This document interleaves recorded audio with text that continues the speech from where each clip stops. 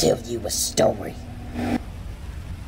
One day, a man was sitting down eating some potato chips.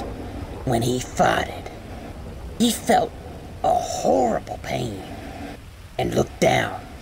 His anus had caved in. In a panic, he ran upstairs.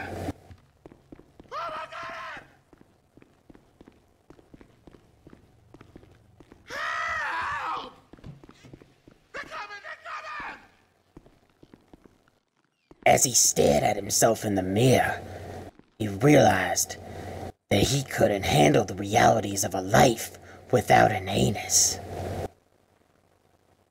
He snapped, lost his mind, and went totally insane. It was only then that his wife happened to come home.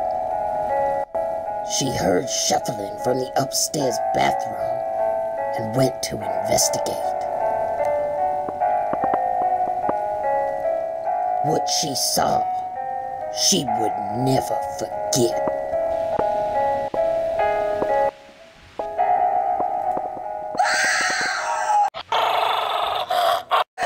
He bit off her snout. She tried to get away, but he chased her down, and then he thought to himself, what a perfectly good anus. Don't you dare touch me! Stand back! No! No! He walked outside and found a semi-truck in his driveway. Then he heard something interesting. When he got over to his neighbor's house, he found a man with no head, and his toe was on the trigger. No head, he thought, but a perfectly good anus. He chewed the man's hairy, poop-infested anus off his body. Then, for no reason at all, he pooped on the man and went and got back in his semi. Later, he saw a man up on top of a building. When he got to the top of the building, he said, "Give me your anus, boy." The man said, "Never." He pulled a gun out, and he put it to his anus, and he pulled the trigger. Some crazed cop tried climbing the building and fell to his death. His anus was collected. Sometime later, our hero passed out in the streets. Maybe it was because he pooped on that headless man with no anus of his own. When he woke up, he felt like he was dead.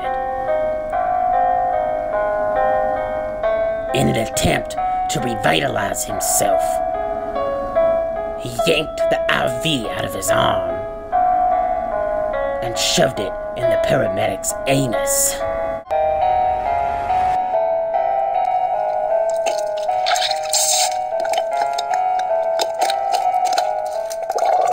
Then he sucked his guts out.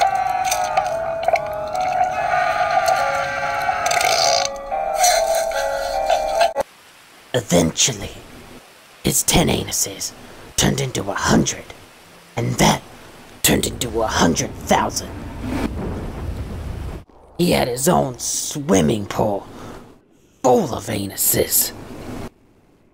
Some weren't even wiped yet, freshly pooped. A few had wieners still in them from all the anuses he got from Brokeback Mountain.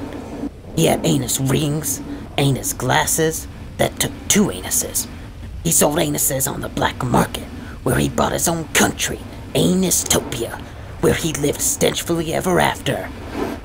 I also ate anuses, if you didn't know.